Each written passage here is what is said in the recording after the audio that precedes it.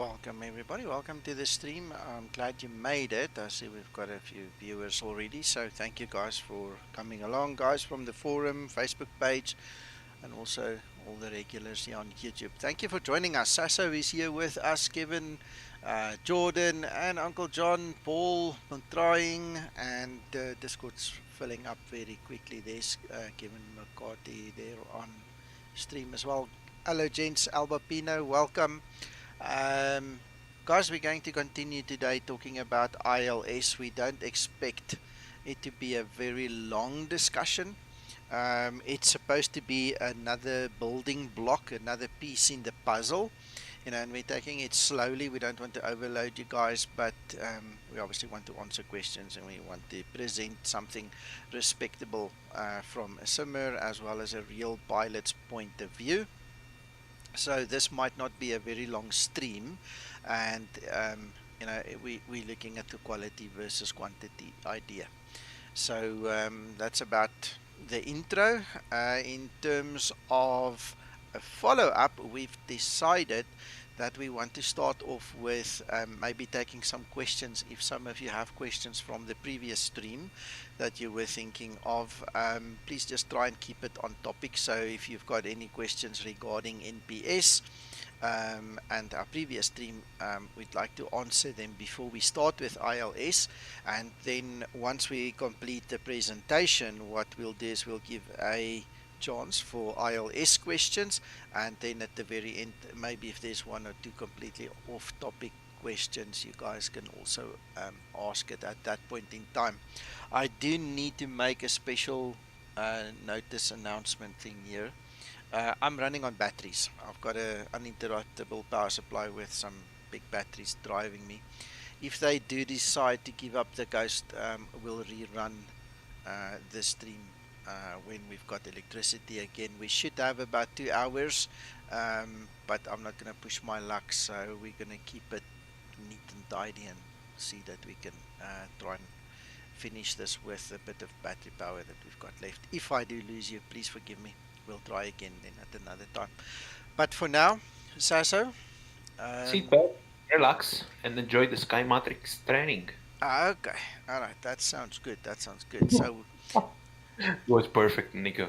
exactly. All right, so we've got Tommy, Robert, Paul, and Jordan there on stream as well. Welcome, guys.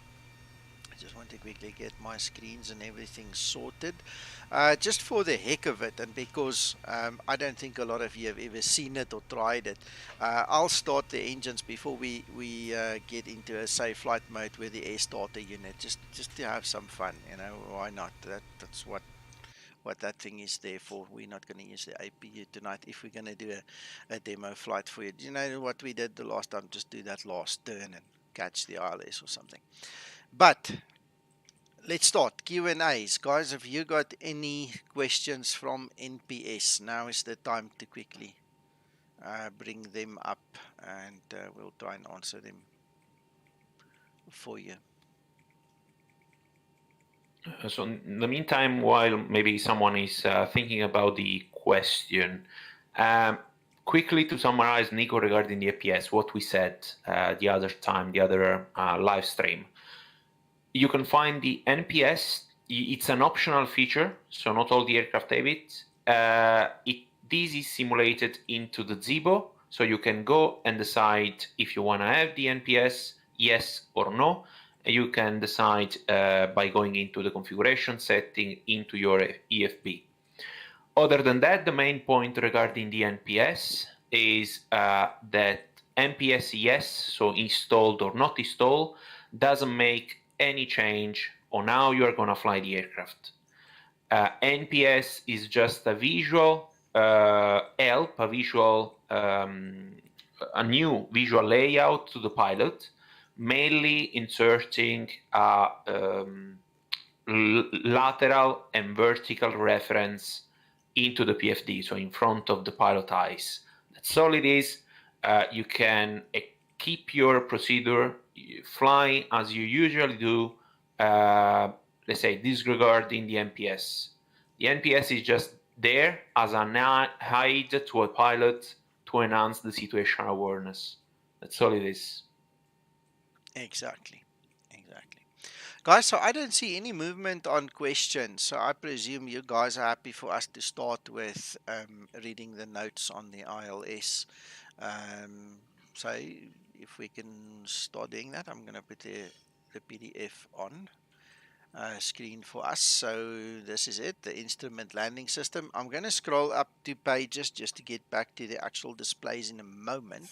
But I just want to lay some foundation knowledge so you guys understand that we are talking about a precision runway approach aid that is based on two radio beams which together provide the pilots with both vertical and horizontal guidance during an approach to land.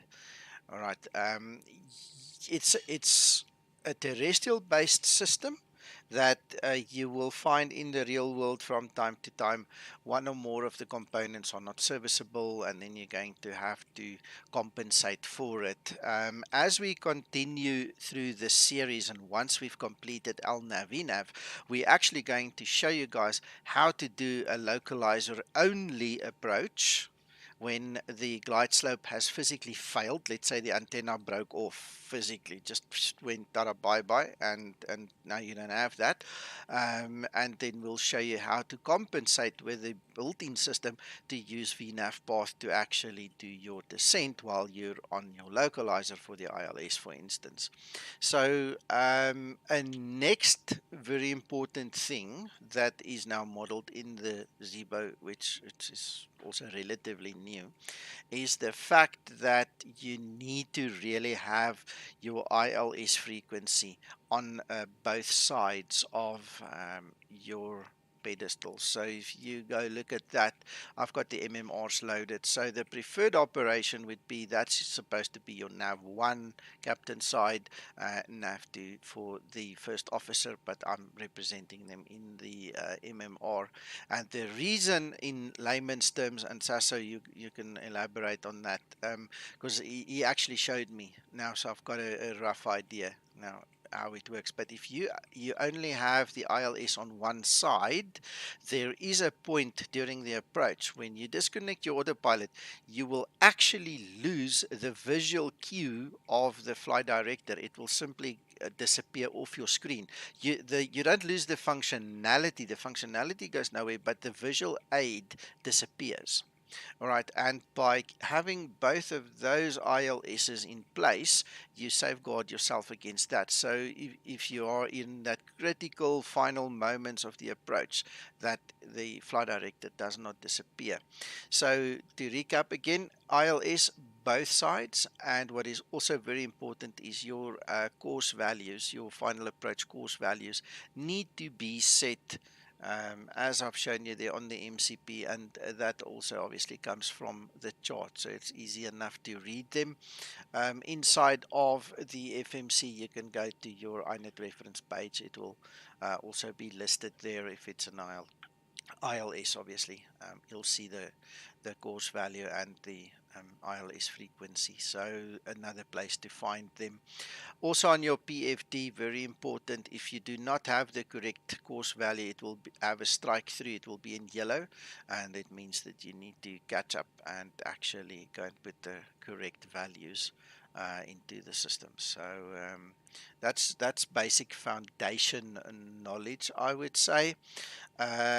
Next in the foundation knowledge, what we typically would do is we would set the MCP. I'm just going to turn it like that. So that descent altitude there. We are now talking, there's two ways of flying it. Obviously, as a sim pilot, you're either going to fly it offline and you're responsible for everything, or you're going to fly it online with VATSIM, viua, Pilot Edge, or one of these networks, and you're going to have ATC telling you what to do. So don't confuse the two. But in typical operation, when you're going to fly the aircraft on your own, you're obviously going to set it for your ILS intercept altitude there, which will be 3000 in this diagram. We're looking at that Maltese cross, if we can call it that. So that's the height you want to be to intercept the ILS, and that is what we're going to tune in on to the MCP. The moment you hit the approach button, it's obviously going to bust the altitude. It's going to use your glide slope. It's going to come down and descend towards the runway for you. One of the finer points that Sasso pointed out to me was when you set your go-around altitude. Sasso, you might want to just tell the guys there what you told me when to set your go-around altitude. Yes, so basically, as Nico said, once the glide slope, so you press the approach, so you have the Warlock and then the glide slope functionality initially, let's say, both armed, so both they are in white there in the PFD in front of you. Then once you got established, so you are established on both the localizer and the glide slope, then basically, let's say, the mind of the autopilot will just forget what is set in the MCP altitude, because now all is interesting about is just to follow the glide slope indication that are coming from the runway, from the antenna next to the runway. So now it's gonna fly down towards that point. So glide slope capture, which means glide slope green, is the good visual reference, the good, let's say, point to set the missed approach altitude.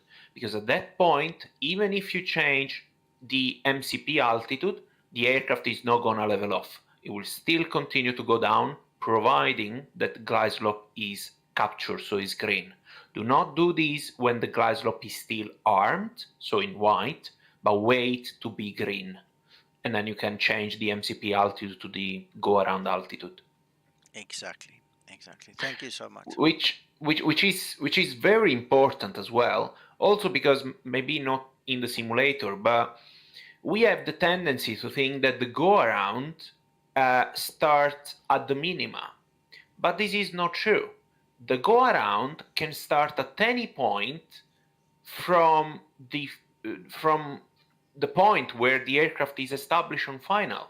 So if here, I don't know, the platform altitude, which means the altitude at which I intercept the glide slope is 3000, then even if I'm 2500, it's already considered a go-around.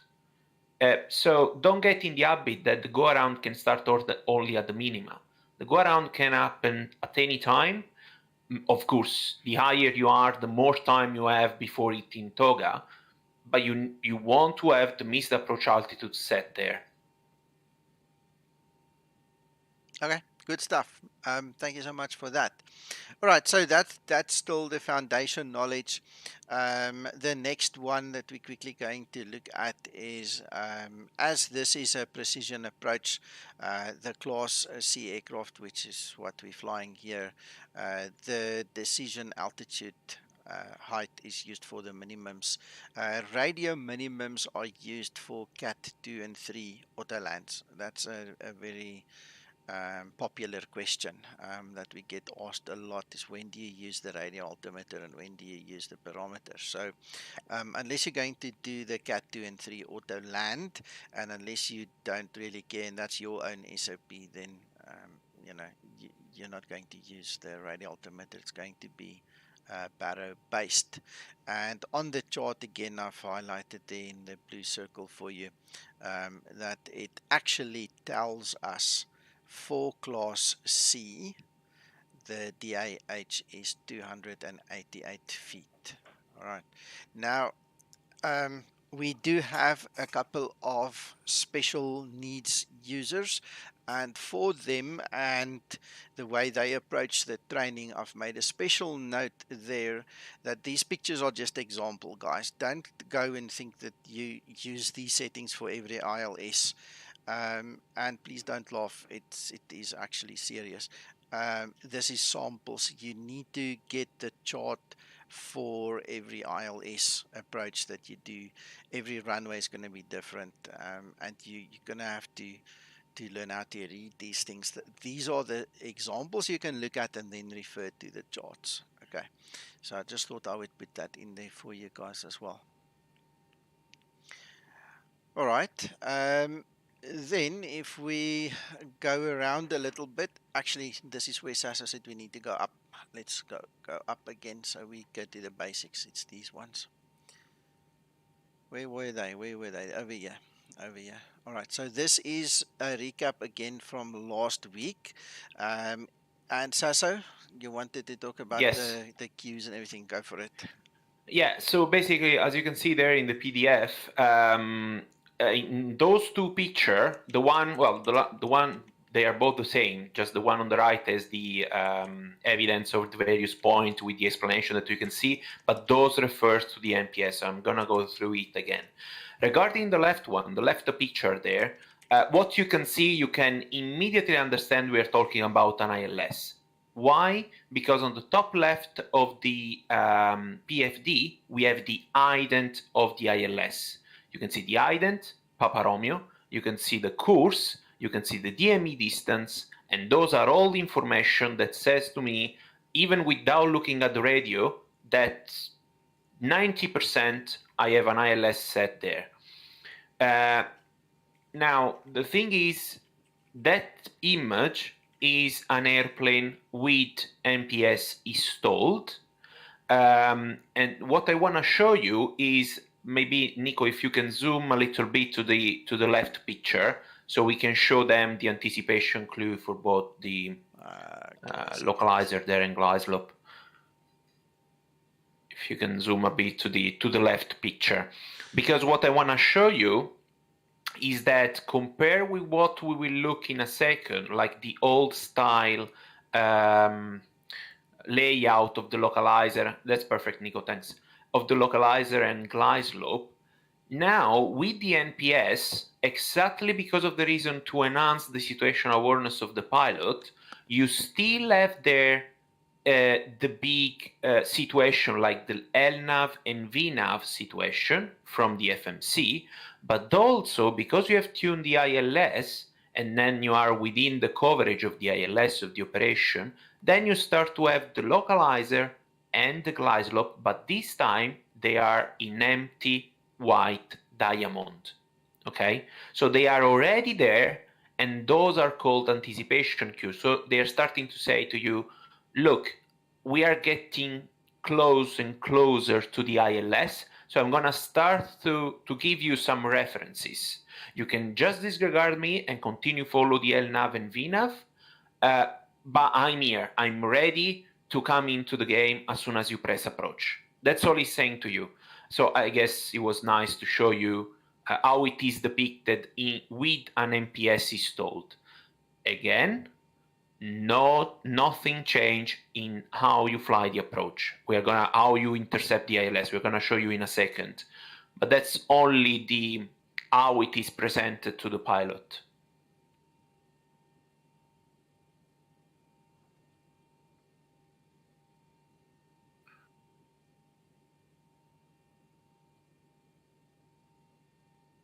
Good evening, guys. Good evening. Hello. Reference that picture we were just looking at, Sasso.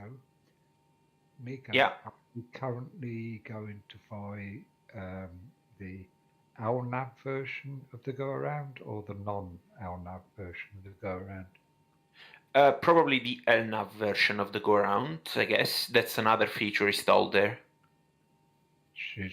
Maybe you'll have to explain that part as well. Yeah, we'll have a look later. Yeah, but yeah, absolutely. I mean, the thing is, there you can see now the picture at the top one is ILS without NPS.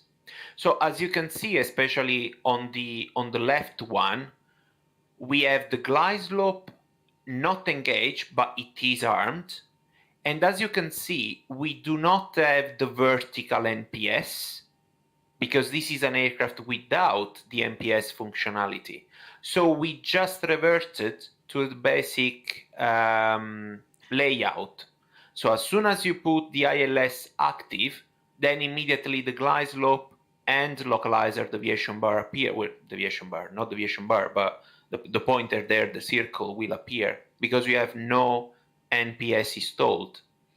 And then once you are on the right one, so once you get both Vorlock and glide slope capture, they will turn big and nice pink diamond. This is the old style, the top two picture. And then instead at the bottom, below those, we have the ILS with NPS installed, which means with an aircraft using the NPS stuff, the NPS system installed. And we can see a little bit the difference there. So in this situation instead, on the left one, you are still already on the Warlock. The Warlock is already captured, and in fact you have the pink full diamond there. But regarding the glide slope, because we are still using VNAV to prepare ourselves, to put ourselves on a good vertical profile, is still showing the NPS with this with the pink triangle over there moving up and down regarding on our position to the vertical profile. But as well, as I showed you before, you have already there the white empty diamond, which means that the glide slope is gonna come into place soon as you get the glide slope capture. So again, it's all there in front of you. Then, even if you have the NPS installed, once you get the Warlock and glide slope capture, and I'm referring to the picture to the right, the bottom right one, then the information to you, the layout is exactly the same.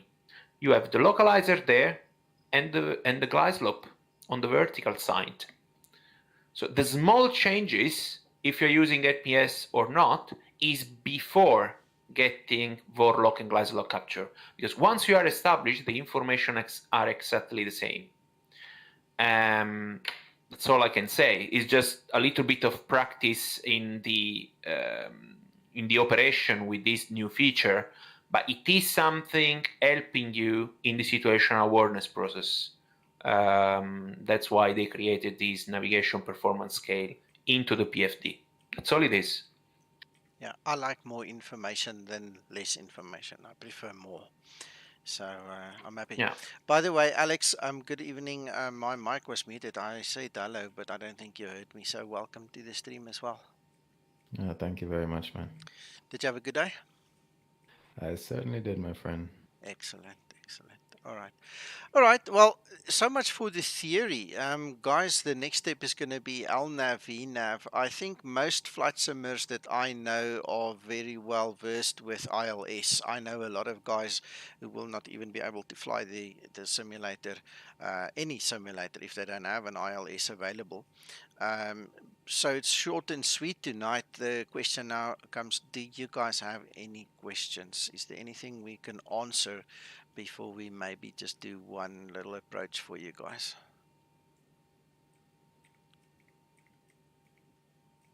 No questions as such, but if you could point out the various displays and the enunciate as things happen, that would be helpful for me. During the flight, you mean? Yes. All right, okay, we can do that. All right. In terms of what Mac was talking about with LNAV available for the go-around and not, are we going to do that later on? Or do you want to mention something now? One of you pilot guys.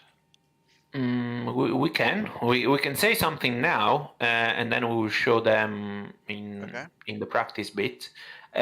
Basically, newest aircraft have these LNAV. Well, now I don't remember exactly how it's called, but it's basically when you do the go around, there is the LNAV capability. So Toga to LNAV function. Yeah, there we go. So basically what it means is that providing that you have a missed approach route in the FMC, okay, what will happen is that once you get established, once you press approach and then you get established Warlock and glide slope, and you come along down to the runway, you can see, as in the picture, that this is independent of NPS installed or NPS is not installed. You will see LNAV white below the Warlock, because of course it refers to the roll mode, so the horizontal, the lateral situation. It is an optional feature in the real one, and it is optional also in the Zibo. As Nico is showing to you, you can decide to have it or not by the It's FB. auto flight. Yeah, there we go. There it is. Exactly. Sorry, I had to just find it. So you can specify whether you want the approach LNAV to ARM install or not. There we go. So basically, with approach LNAV ARM set to no, you will not have the LNAV white once you're during your approach. And so if you press toga and you start the go around, then the roll mode will be empty, will be completely empty, and you will have to manually decide if you want to go ahead and select, if you want to insert a new waypoint in the FMC leg, and then press LNAV, whatever you want to do. Even if you have an FMC already loaded, so for instance, we are coming to land, we have the ILS loaded in the FMC legs page, and automatically, when we load an approach, then he automatically load the missed approach for that particular runway and type of approach. Don't think they are separated, they are together. So sometimes the go around start and the ATC comes to us and says, Skymatix 005, go around, follow missed approach procedure. All it means is we need to fly what there is in the charts, which means 99% of the time that is the same thing that we have loaded into the legs page. At that point, we push toga, we have nothing in the roll mode initially, but then because we know that we have the missed approach into the legs page, we can just press LNAV, LNAV will turn green there, and it will follow and give us the guidance to initially follow the missed approach. Then, of course, we can engage the autopilot, blah, blah, blah. If we have the LNAV functionality set to yes, then the situation will be as the picture that you are looking at the moment. So in the roll mode, Vorlock will be green, Vorlock capture, you will have LNAV white below that. This means that when you push toga and you initiate the go around, then LNAV will be green already. So you don't need to do anything. LNAV will be there automatically, providing that you are above 50 feet AGL. LNAV will be green, so you don't need to press anything. You will just verify in front of your eyes, yes, I got LNAV, so now the flight director will guide me, will give me guidance to do a perfect missed approach procedure, as it is in the charts. Good. Alex, you want to add anything? I don't think I need to. Okay, no, just giving you a chance. Sorry, I talk too much. No, that was very well explained. That was very good. When Alex, when you do the Ian stuff, we're gonna be very quiet. We're all gonna listen just to you. But I tell you why, this channel is full of pressure. No. We have full faith in you. Don't worry. All right. Okay. So that takes care of that. Then shall we get the engines going and maybe do one little flight? Yeah. approach. If you're happy, Nico, I would say NPS no for the first one. So we start with the basic as always. All right. Okay. And then we do the same thing with NPS so they can see the difference. All right. Okay. Ian, on, off. Alex? I just wanted to mention one thing about the toga to LNAV feature. The one thing, so Sasso said that you will get LNAV will become active above 50 feet, at or above 50 feet. That is for single channel flight director approaches, or single channel approaches with a flight director go around. If you're actually doing a auto land, so dual channel approach, you're most likely going to be executing the go around at about 50 feet, for example, if you don't have the airport in sight or the runway in sight. The LNAV will become active for dual channel at 400 feet, which is the difference between a single channel flight director go around and a dual channel automatic go around. The single channel will become active, as Sasso said, at 50 feet. And for the auto land dual channel, go around, it'll become active at 400 feet. Wow. Okay, Yeah. that's important. Thank you for sharing that. Explain the reason why that is so, Alex. Because my manual said so. That's a good answer. No, I knew. I think it just has something to do with the functionality of the FCCs. You're using both of them for a dual channel approach, and I'm guessing there's just some sort of functionality feature in there.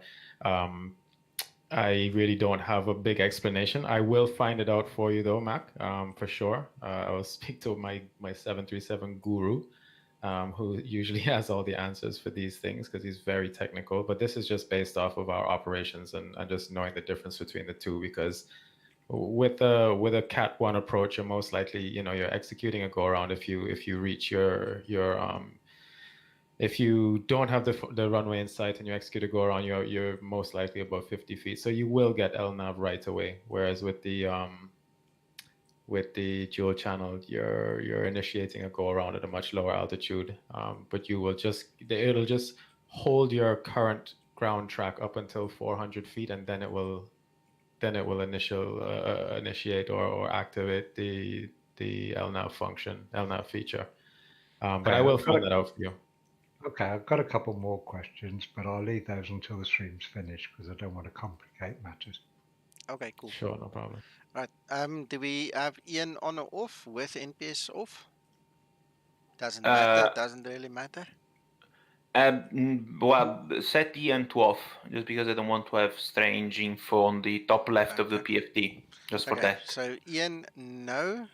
And NPS, no as well. All right. Okay. Completely basic aircraft. All right. Okay. Then I'm gonna crank it up this side.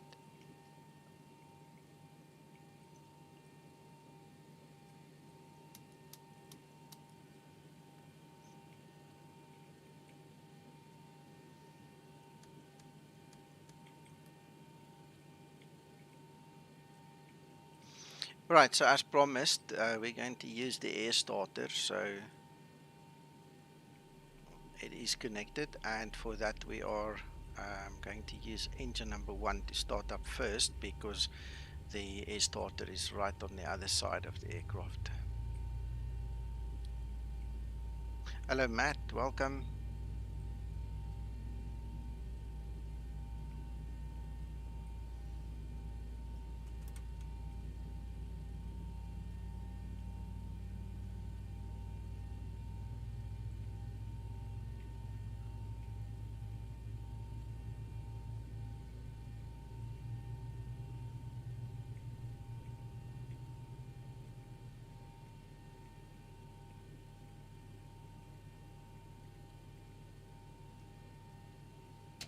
Steele, you've missed a long talk. You're gonna have to watch the video again, my friend. Alright, so that takes care of engine number 1. What we're going to do is we're going to put that on the bus, and we're gonna ask these guys to quickly come and remove the air starter unit for us. We don't need any of those ones, so we're currently running off one engine now. Slicker 55. Yeah, I've shown it a few times in demo, as I've done streams. So I thought I'd just throw that in there while we're doing a bit of training with you. So it's a nice operation, because now effectively what can happen is you can literally now taxi one engine to the runway. There are SOPs like that in the real world, where you can then get close to your runway, on your way to your runway, or wherever they do the startup. You can then fire up the second engine, and the process is actually very simple. So what we're going to do, actually we don't need that. Let's quickly get that side. Right, what we're going to need, I need to remember this. We're going to have to increase our throttle on number 1, and I'm thinking, guys, which one did we have to close again or open, because we need to get the pressurization at 35%? Just help me out there, Because I don't have my checklist with me. Yes. So what do you need to do, Nico? Sorry. Yeah, go. I mean, you need to start with one engine, basically. It's done. That's done. I need to increase the throttle. I know that much. Yeah. Oh, and you see why it's not working for me, why I'm doubting myself. My throttles are not connected to my PC. Let me just go and reset my USB. That's why I'm doubting myself, because I'll tell you now. Yeah, the duct pressure needs to be at 30 psi at least.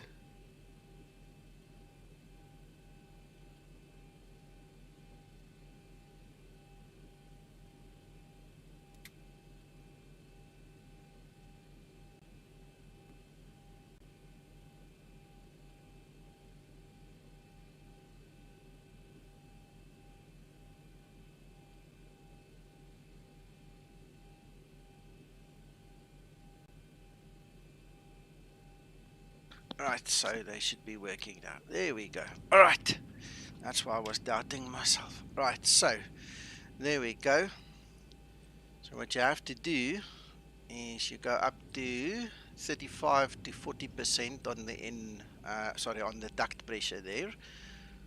You guys see that? And that should give us enough to crank up the second one. I'll run through the procedure with you just now again. Right, there you go. Sorry guys, sorry for that temporary second guessing myself, but because the throttles were not connected and it didn't move, I was worried.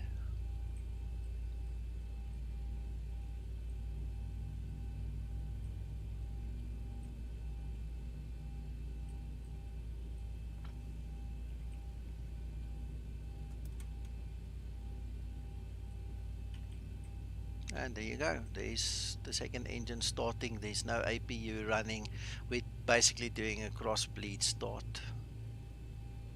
By the way, Mac, I got an answer for you.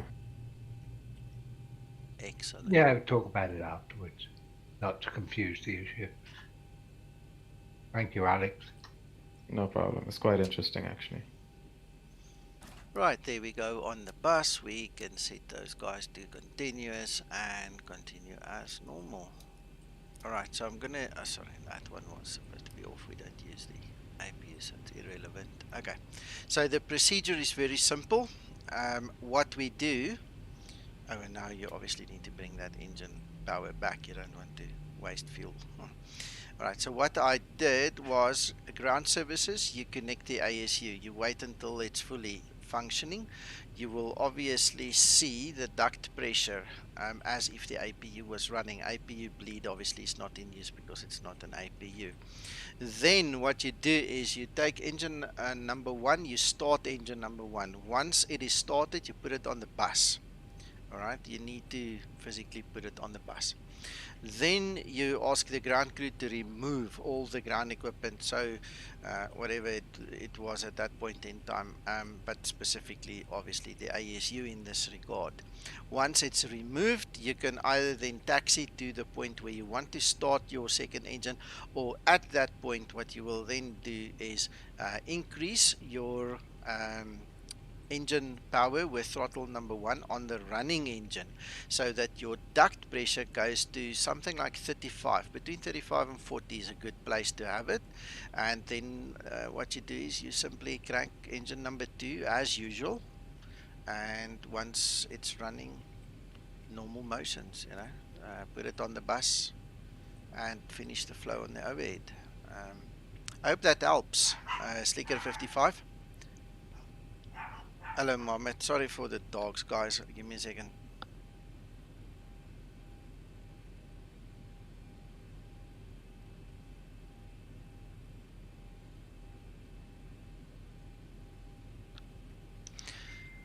All right. Just as a matter of interest, we're going to reload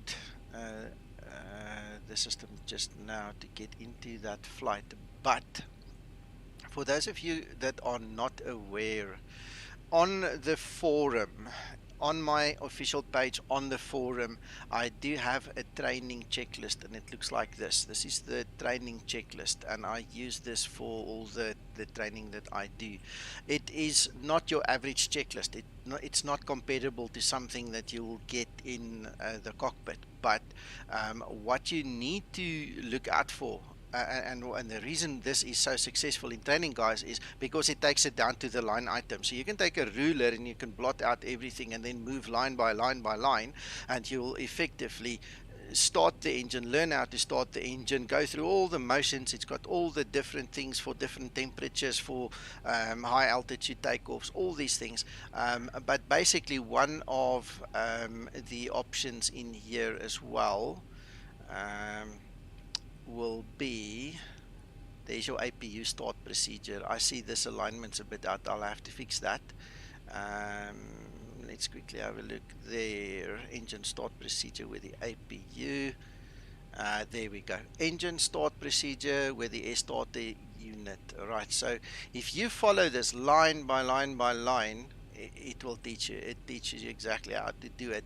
And this is the checklist I was referring to earlier when I was a bit overwhelmed there, that I didn't have open, so I was doing it from memory.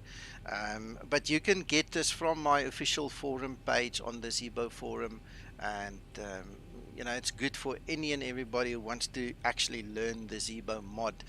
Once you understand all those things and you've practiced it a little bit, it's easy enough to come and then use a checklist like this one that's here on the dashboard, or even the one that's in the EFB. But if you look at my checklist, that's like 30 odd pages. This is a one pager, so this is more for sorry, let me take this away. I didn't realize you're not seeing it. So this thing is more for guys who already know a little bit more and have a bit of experience. But if you really want to learn the Zibo mod, go grab that other one. It's gonna really change the way that you operate the aircraft. All right, Tommy, is that good? Will you be able to find it that way? Must I put my forum link for you quickly? I think that's maybe a good idea. Let's put that in here, and then everybody will know exactly where to find it, because, you know, talk is one thing. Let's put it here. Right, there's my forum page, guys. So all the download links and stuff, everything is there, including this training checklist. Mohammed, are you talking about the PC? I'm not sure if this bot is going to listen to us, but let's try. Maybe it will. And then, guys, I'm going to reload this flight situation so we can get back on track. I'm not sure if the bot's going to listen to us. It's been acting up a bit, Mohammed. Oh, there you go. There's my system. It's listening.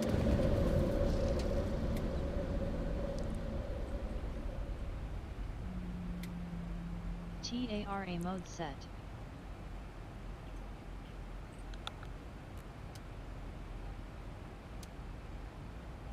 Stabilized.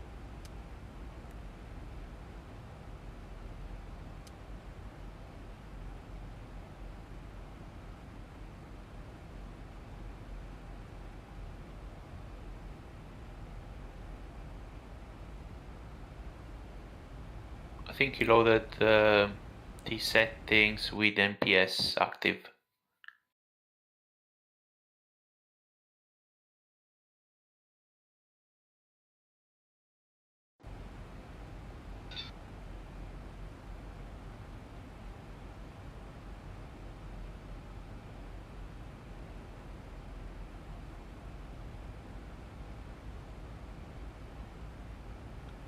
Sorry, Sasso, I'm gonna check that just now. Yeah, in PS. And also the through. Yeah, that's fine, no problem. Obviously, it didn't. Wonderful. No, it was when the loading. When you load back, you load also, Yeah, I think, the settings. Of course. Do you mind to deselect the ILS as well, just on captain side? Yeah, perfect. So, are you happy, Nico, if I talk through? Yes, please, or go. No, go. Oh, okay. Okay. Before you do that, I just want to quickly check the altimeter and just make sure I've got the correct setting. We are now at 1018. I just want to set this. Okay, all yours, go. Okay, perfect. So now what you can see here is the basic aircraft with no optional feature, basically. No NPS there installed. Why I can understand why you have no NPS? Two things. The main thing is going to be in front of your eyes on the PFD, so on the left one. We have no information regarding the lateral navigation and no information regarding the vertical profile on the PFD. All we have is the profile on the navigation display, and you can see you are basically on profile by looking at that small diamond pink square there. Now imagine that the NPS moves that VNAV thing on the navigation display into the PFD. That's all it is. That thing is gonna be moved when we activate the NPS. So this is what you have if you're flying with no NPS. Now, if Nico turn on, select the ILS on the nav1, you can see that immediately all is coming are the information on the top left, and the information are from the ILS or from the charts, and then you immediately have the circle and the information like diamond for the localizer and the diamond for the glide slope. You have no anticipation clue, so the transition is going to be, let's call it a direct transition into the ILS information. Okay, so you have no other information to look at. You can't see your position. So, well, we slow down and we intercept the ILS as usual. We can either go Vorlock and then approach, or as Nico did, directly into approach because we are below the glide slope, so that's fine. As you can see now, as soon as we got the localizer capture, we have the full pink diamond there in the localizer, so on the bottom one, moving left and right, which means is our lateral position compared with the runway center line, and the glide slope, which is over there, waiting to start to move and then be captured as well. So this is the basic information. This is with no NPS installed. You can see there LNAV is white. This means that at the moment this aircraft has the TOGA to LNAV functionality installed. But we can just forget that for now. All I'm trying to say is that we fly as usual. Vorlock or directly into approach, we take the radius, make sure you have the radius on both nav1 and nav2, and you just press approach, you go along, you intercept the Vorlock, you intercept the glide slope, and then you go down. Once you will get the glide slope capture, remember to set the missed approach altitude, and that's it. That's all I can say. This is the normal basic ILS. I don't know if Alex wanna add something. This is very bland for me. I'm so used to NPS now. When I look at the blandness before anything happens, yes, I'm missing absolutely stuff. Yeah, no, absolutely, man. It's all quite basic, and you explained everything well, man. It is the basic version. This is back to flying school, kind of. Absolutely, yeah. It's very basic. Also, do not forget, if you are gonna do a dual channel approach, so basically a Cat 2 or a Cat 3, once you press approach, you need to have for sure the ILS on both nav1 and nav2, plus you need to engage the second autopilot, otherwise it's not gonna work. Indeed. And as you can see now, we have the glide slope capture, so the glide slope now is green. Now we look at the charts, we say missed approach altitude, or we can look at all the legs page, missed approach altitude is whatever it is, we can set it now, and the aircraft, as you can see, is not stopping but still descending towards the runway. From now, we can, well, at any point the ATC can call us and says go around. We are good because we have the missed approach altitude set there, so we are not gonna burst any altitude. other than that, that's really a simple one. Regarding the minima, regarding the ILS Cat 1 minima and changes with localizer only minima, there are differences in terms of precision. I will explain that after we complete these things about the ILS. But keep it there in mind. We're gonna check that the minima stuff in a couple of minutes. So to recap, no NPS is told. We fly with basic information. As soon as we turn on the ILS frequency on NAV1 or NAV2, immediately the system recognizes it is an ILS frequency, so it will give us the circle for both localizer and glide slope, even if we are at 50 nautical miles from the runway.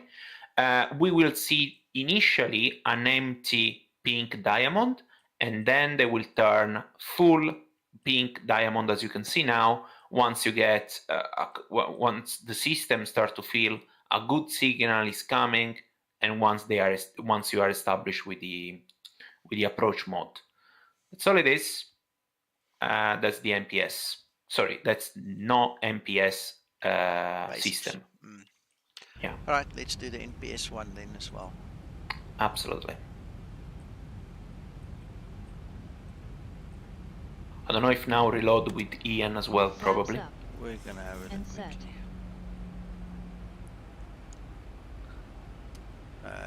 Okay, no, yes. Ian, yes. No, Ian, no. You wanted no? Yeah. No, Ian. Okay, sorry. No problem. Perfect. So now, guys, as you can see, we have no ILS frequency. Why I know that? Well, I look on the radio and there is the VOR active on both NAV1 and NAV2, but also, because we want to be nice and good, immediately, as soon as I look in front of your eyes in my PFD, I can see that now there is the ILS frequency because there is an ident. Okay. Let's take it away quickly again. Exactly.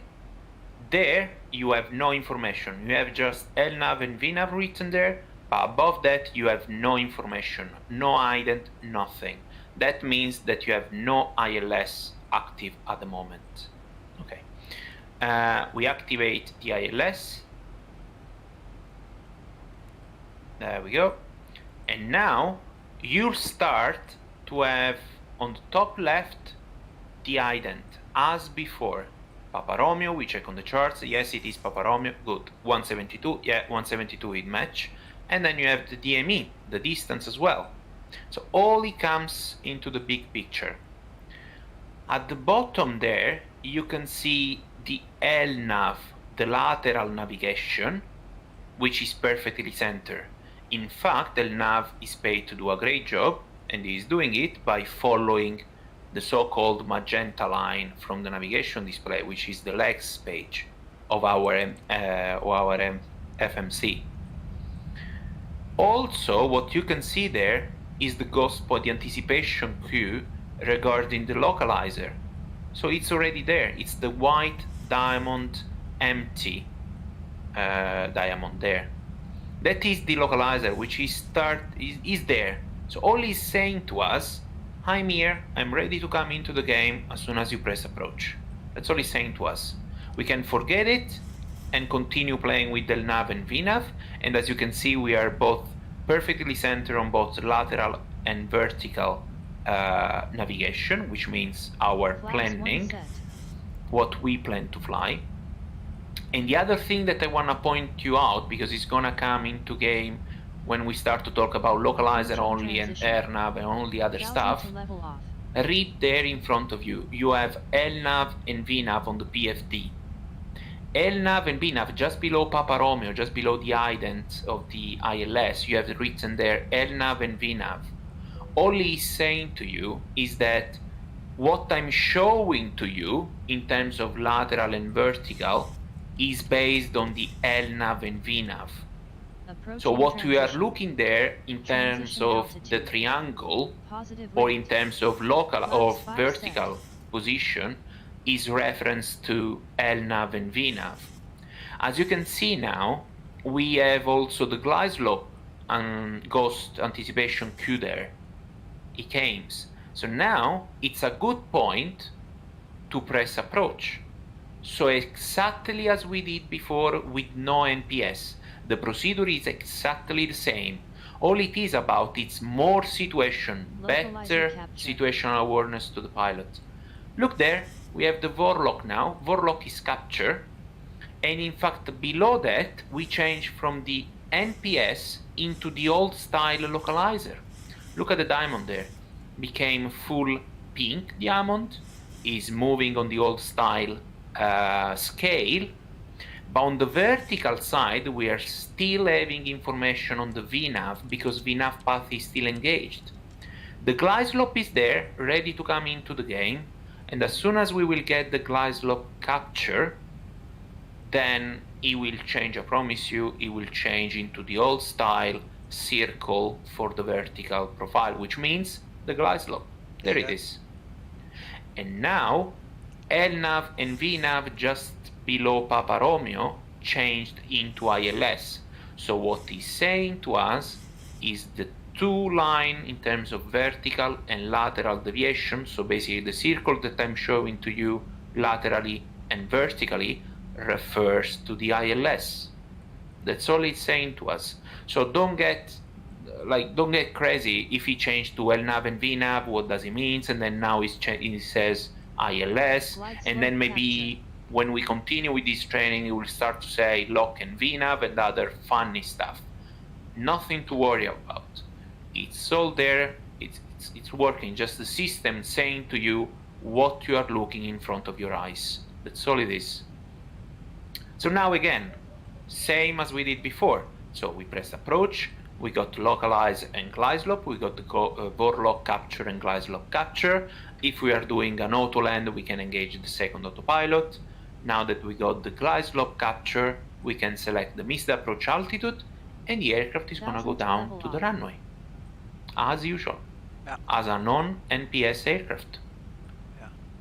One thing that I also just noticed is the scale at the bottom has just changed. As you get closer, there's a breakthrough point that you go through, and the actual scale changes from those circles into a different scale at the bottom. It is called the expanded version, basically the expanded localizer. It's basically he's understanding that you are going towards the runway, so he's saying to you there is no point now that you are established, my dear pilot. There is no point that I show you the big 5 circle, because the 2 at the very end, left and right, there is no point. I will just zoom in to the 2 in the middle, to the 3 in the middle, which is the center, left and right. That's all it is.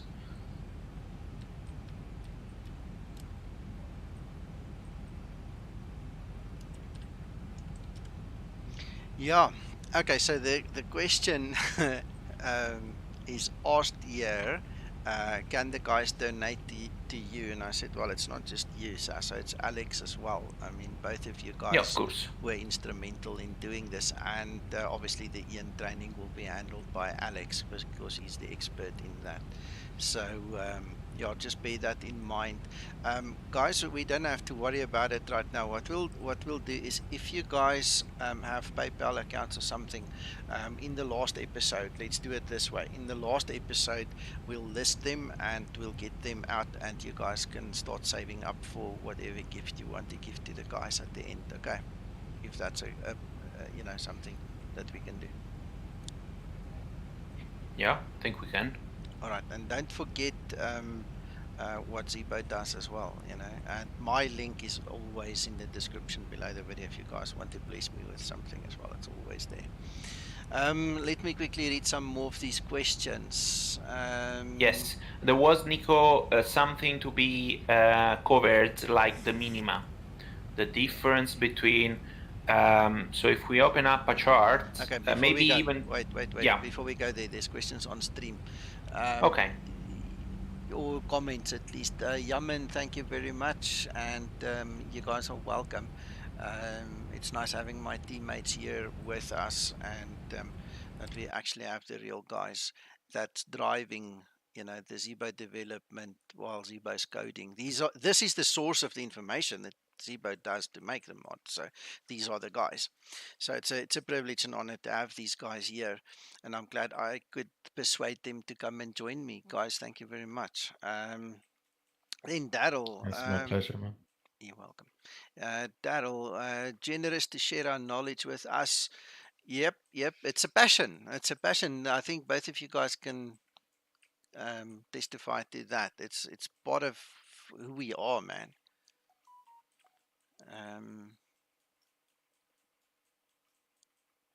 Lloyd says he used to think you can only activate the approach when on final course heading. Nope.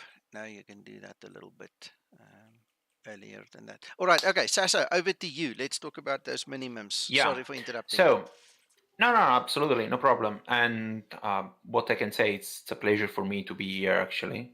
So it's really a pleasure to see people and simmers that are so interested in doing proper flight simulation. Because it's so easy. If you look on internet, it's so easy. You press this button, this combination of button on the keyboard. Yeah, that's it. Let's go fly. Fine. That is not flying. That is just trying to stay airborne as much as we can, or without hitting the buildings. This is kind of proper flight simulation, Alex, if you agree.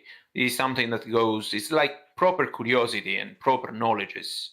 No, absolutely. I mean, this is flight simulation can be taken as a game or can be taken as a simulator. And for the guys who actually are passionate about flying, who, you know, are not as fortunate in whether it's financially or whether it's because they have chosen a different career, but they've decided that this is still a hobby or a passion. This gives them a good space to explore that passion, but the right way. I mean, flying is an art. It's magic. Yeah. And when you experience it in the flight deck and when you're amongst professionals, it truly is like one of the most amazing experiences you can experience if you have a passion for it.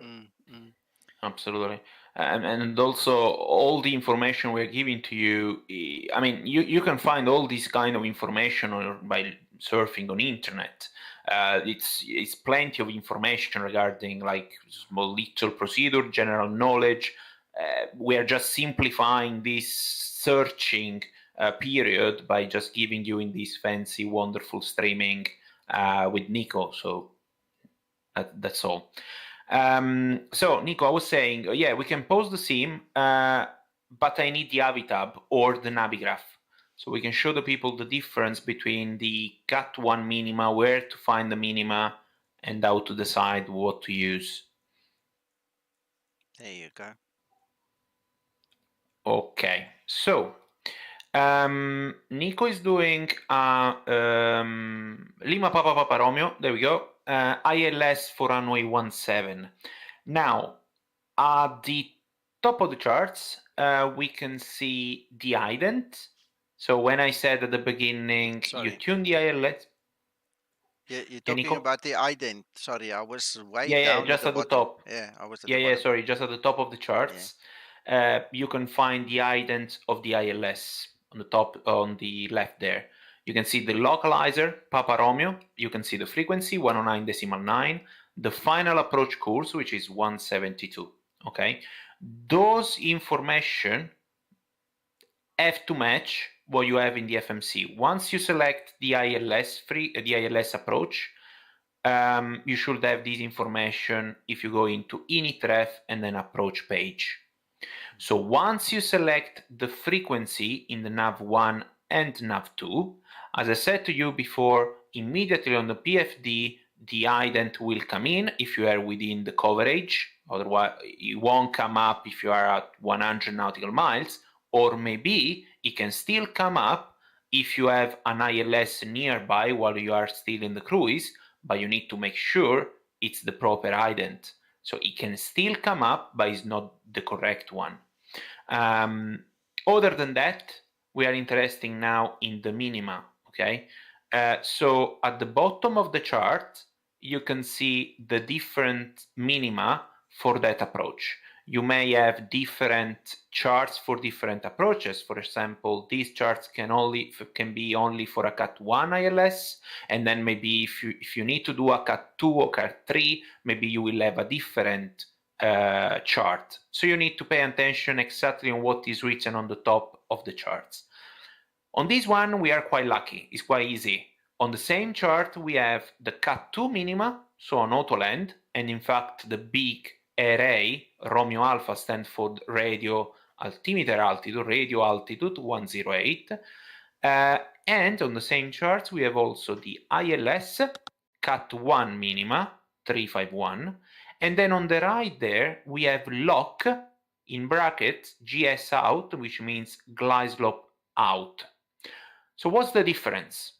Forget for now the auto land, then maybe we will do another streaming regarding the auto land. But all you need to know for the auto land, you need two dual autopilot engage, and you need also, of course, the minima selected as a radio altitude, not as a baro minima.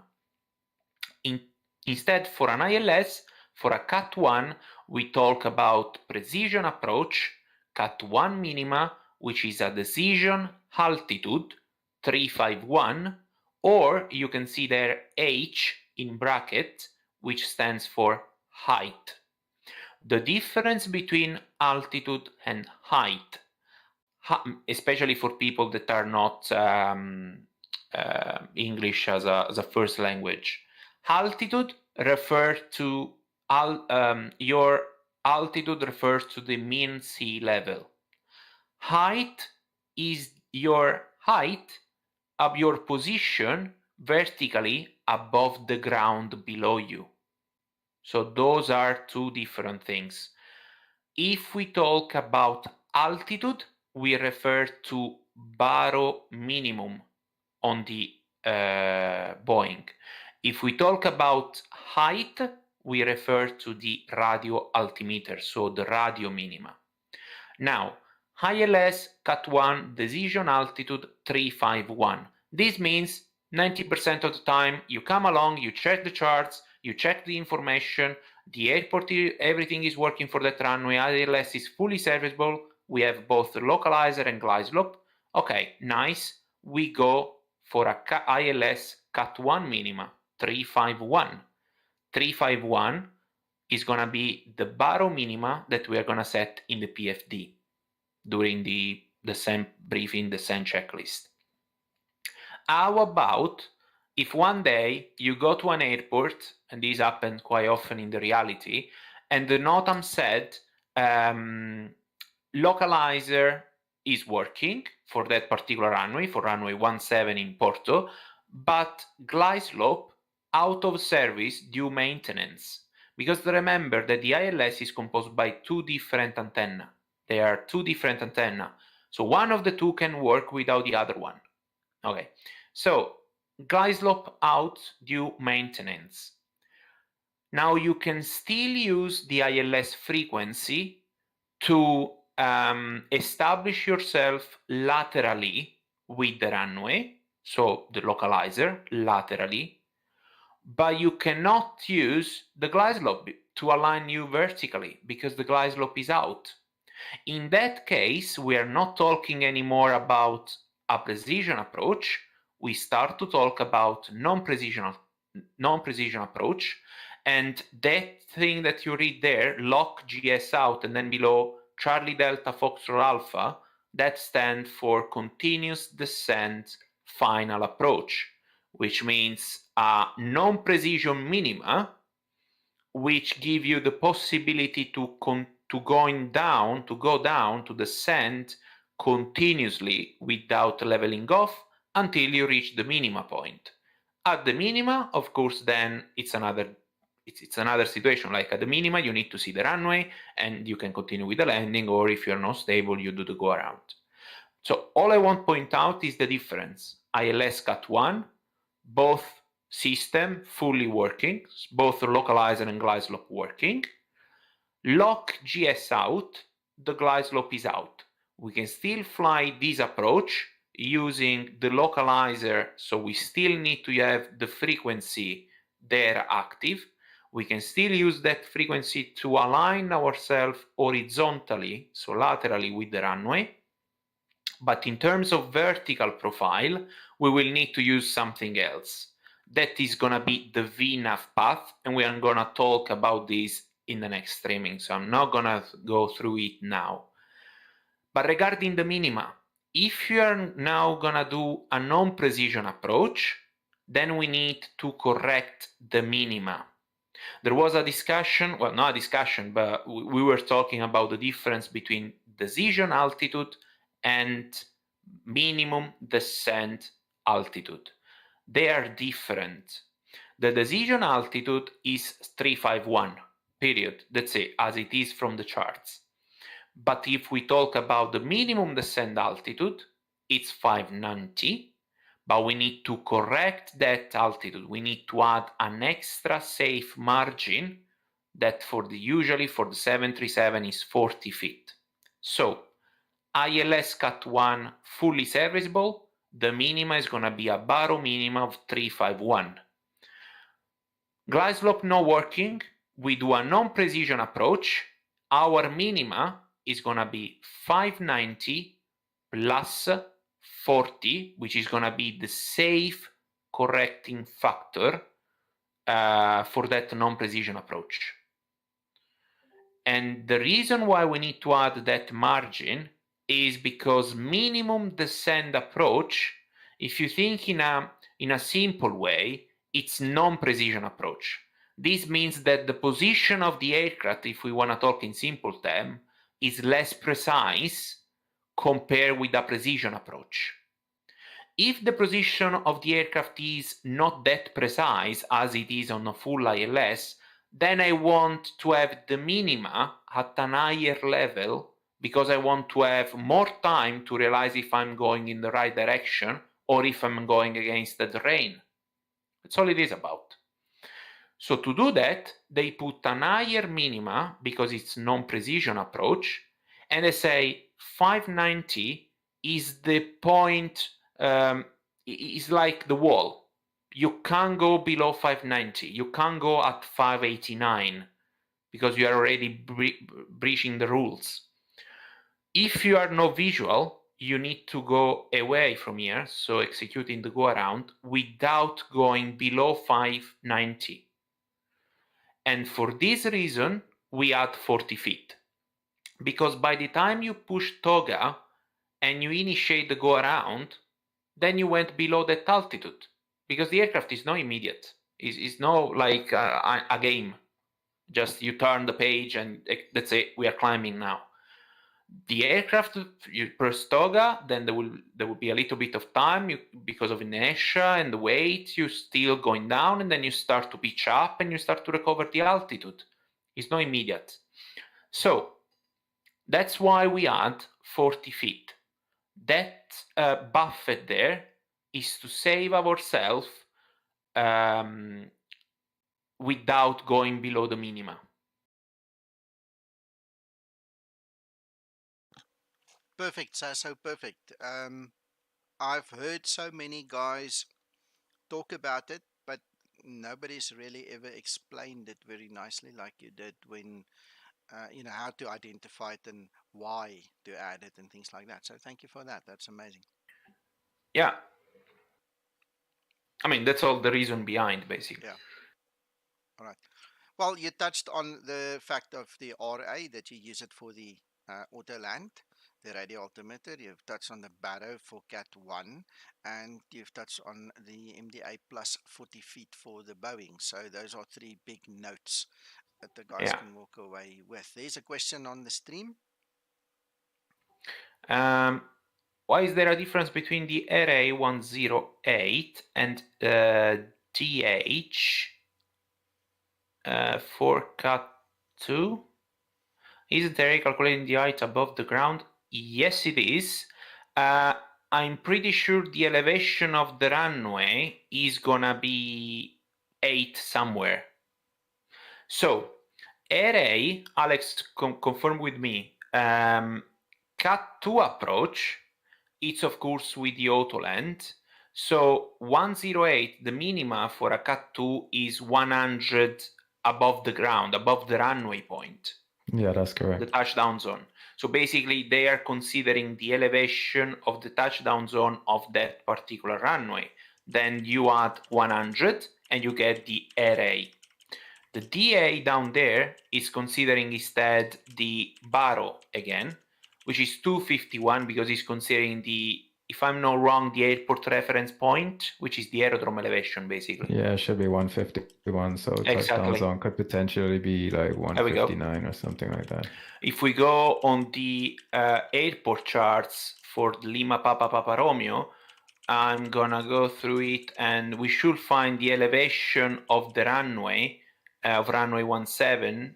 Elevation is there, and it's gonna be more or less plus 100. It's gonna be 108. Yeah, there you go. Yeah. Sorry, guys. I'm typing here, answering on the stream as well, so I'm a bit slow. Oh, there we go. Yeah, it's 151. Somebody Perfect. picked up on it there. Asmit already gave the answer there. Yeah. Yaman's got another question for you. See, tonight we've got the question askers. So, I mean, which one? Oh, yeah. Can 738 fall into cut No, that Charlie, depending on that approach one, speed? bit Yeah, down. sorry. Little bit Oh, down. with the tabletop runway? Yeah. Yeah, I mean, basically your decision, Sasso, you can back me up as usual. When you're executing these approaches so close to the runway, like 100 feet and 50 feet in a Cat 3, for example, you are literally right on top of the runway when that happens. So if you're approaching a runway and you're encountering various elevation prior to reaching the runway, yes, your radio altimeter is going to be up and down, and you can be seeing all sorts of stuff. But as you enter over the runway, once you're following your glide slope, which is your precision approach, that's going to guide you directly over the runway, when you see 100 feet for a Cat 2 or 50 feet, you are already over the runway. So that altitude is based directly off of the runway. So it's not going to be affected whether you have a cliff on either side of the runway, of the approach or the departure end of the runway. So it's not going to matter what is happening with your radio altimeter prior to entering over the threshold. So once you're over the threshold, your radio altimeter indication is going to be giving you accurate information based on your actual height off of the ground at the point in time it needs to be recognized. Yeah, perfect. Yeah. Yep. Next time you do an approach, anybody who's on the stream, next time you do an auto land, just pause it. Pause it at 100 feet. Look outside. Go to the external view. See where your aircraft is. Look outside when you're at 50 feet. Pause the simulator. Look outside. Put the minimums down to the actual Cat 3 minimums, which is 50 feet and 200 meters. And then for the Cat 2 minimums, it's 300 meters and 100 feet. Put them right down to the minimums, and you'll see. You can barely see outside. I've done them in real life. You can barely see the runway lighting. You can barely see anything. You're just now coming into view once you break through the ceilings and the visibility. You will barely see anything. So it really is, multiple times you do a go around at 50 feet, your main landing gear will kiss the runway during the go around maneuver. It's quite incredible. That's the difference between precision approach and non-precision approach.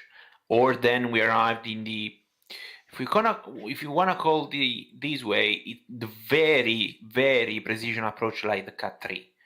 You have to be very precise there to have the information on the aircraft. Also because when you start to go around, it happens to me a couple of times to do a go around due to no visibility even at the minima for a Cat 3, so at 50 feet. And at 50 feet, no runway, you press toga, the altimeters, the radio altimeters start to climb again, but we reach 27 feet. That is the margin that you don't want to lose on a MDA. That's why you add 40 feet to that.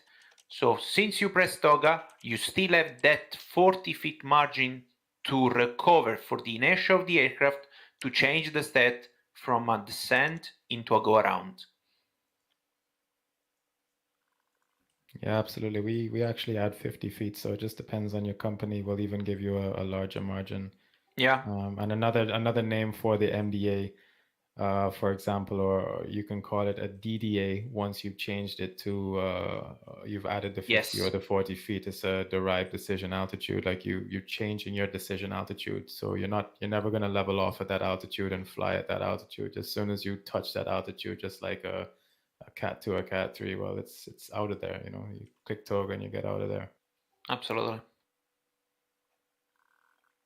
Okay, sounds good to me.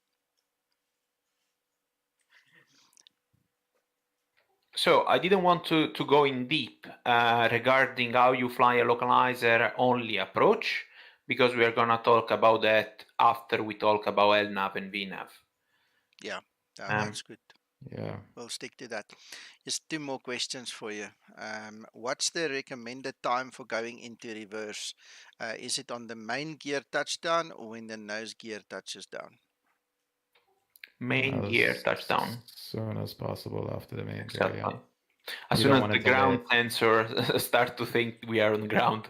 So main landing gear touchdown. Yeah, absolutely. Exactly. As soon as your main gear touches down, you should I mean, on the real aircraft. So on the simulator, you're just going to put it into reverse thrust and it does everything right away. On the actual aircraft, as soon as you pull up the reverse thrust levers, it goes to a place called the interlock. I guess you have an interlock system where it sort of stops for a second or so, and then once it breaks through the interlock, then it goes into reverse. You kind of want to get it through that interlock position as soon as possible, because reverse thrust is most effective at high speed. So right after touchdown, it's the most effective. At lower speeds, it's not as effective. So especially on a contaminated runway, if the runway is wet and the braking action is poor, your reverse thrust is going to be your best friend.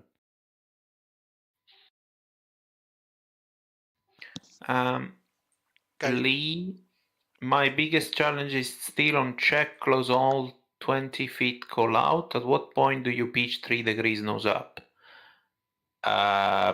We never pitched 3 degrees nose up. Probably you are referring to the old attitude. Now, in simple terms, the Boeing 737 has the engine built below the wing. So any change in thrust and increasing the thrust or decreasing the thrust will have a change, great or small, in pitch. Okay, so you can take, if you don't do anything and you put the thrust on, the nose will have the tendency to pitch up. If you close the thrust and you don't do anything, you will see the nose dropping. Not very big drop, but you can see it. You can realize it's dropping. Now, this is also what we think during the landing, what we call it the check, close, and hold style to land.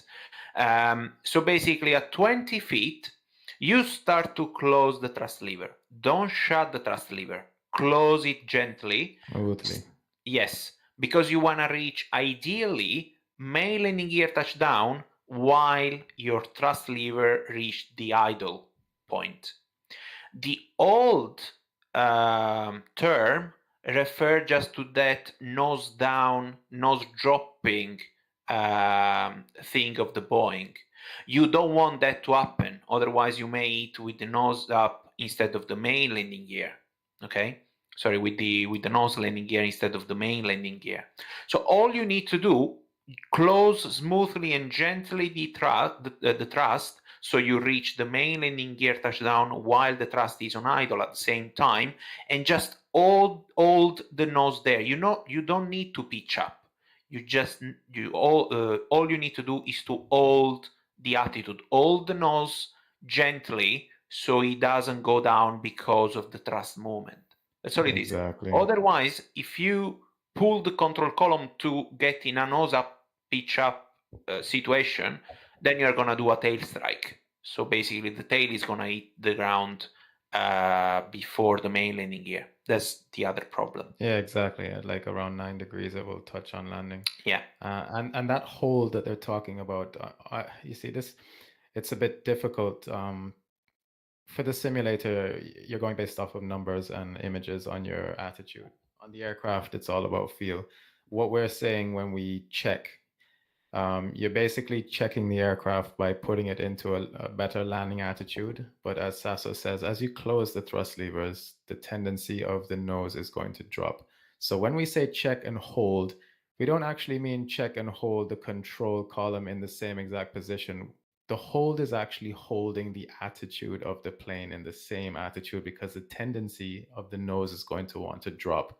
So what's going to happen is, as you check and hold and you close the power, the nose is going to start to feel heavy. So you may be applying back pressure, a little bit more back pressure, not necessarily holding it in the same position, the control column in the same position, but you're applying just a little bit more back pressure to maintain the same attitude to touchdown.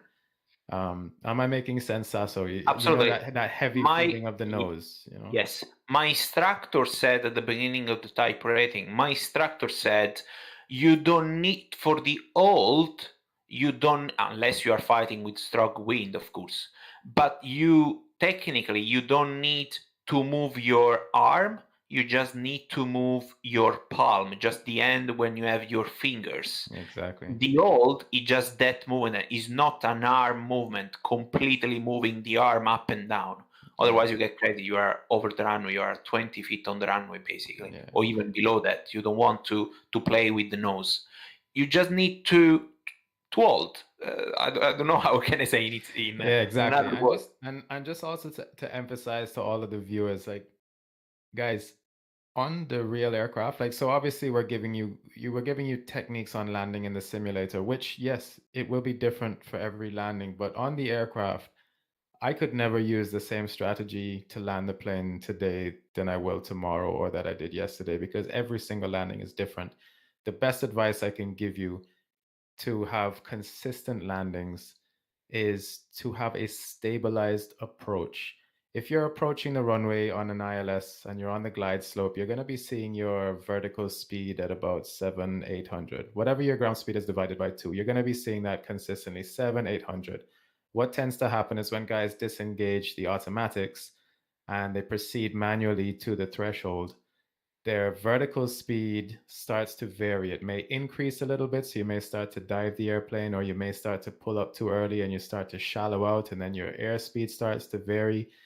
And then your entire flare process, your flare technique is going to have to be adjusted to correct for all of the other variables. So sometimes I chop the power at 50 feet and then I check later because I may have gotten a big headwind increase and I have extra speed, so I don't need to carry all that power to the ground. And then other times I land with power on. As soon as I touch the runway, I pull the thrust levers back because, you know, I had a bit of a downdraft. So it's a very dynamic situation and there's so many different techniques to it. But it's just the best advice I can give is have a stabilized approach so that when you reach your flare point, you're in the best position to close the power, check the attitude, hold it off, and carry your view to the end of the runway where you can sort of get a feel for your depth perception and you can, you know, get some butter all day.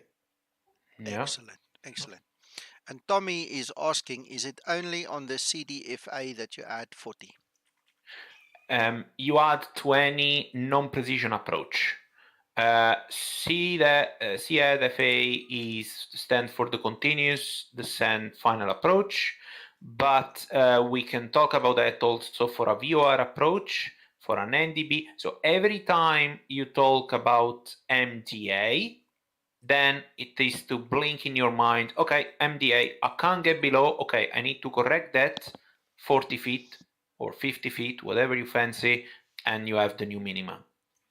Every time you talk about non-precision approach.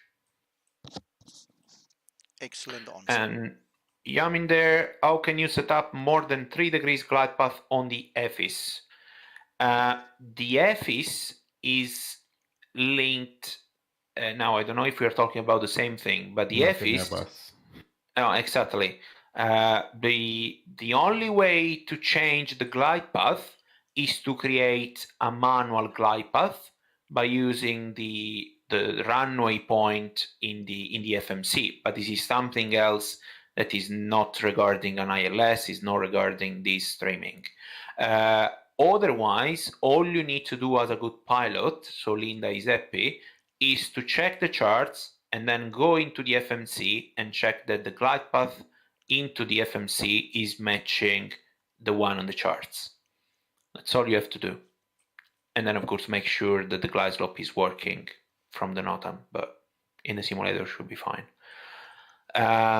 That's all. So if it's 3 degrees on the charts, or it is if it's 3.5, it will automatically be also on the FMC, because those information are loaded automatically from the IRAC. So if you select an approach and that ILS approach for that particular chart said 3.5 as a glide slope, then you will have automatically 3.5 in the FMC as soon as you load the approach.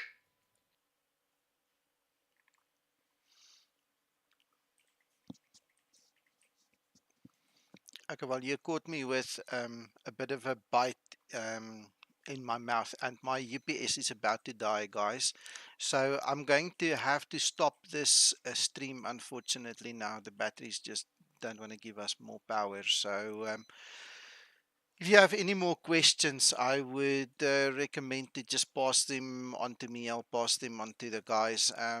Go to the Zibo Pilots group, ask them there, and we'll see if we can help you. Otherwise, the official Zibo forum, and also here on Discord. And here on Discord, at least you can speak to the guys directly. So join us on Discord. Thank you guys for watching, and we'll see you over the weekend for the next episode. We'll let you know when that one will be. Sorry about the batteries again, but I need to shut down, otherwise it's going to crash out on us. Thank you for being here, and thank you also Nico, Alex, and Zibo for the great job. Thank you, guys. Thank you all very much. Everybody have a good night. Yeah. Thank you, guys. Thank you for a great job. Cheerio. Bye-bye, guys. Bye.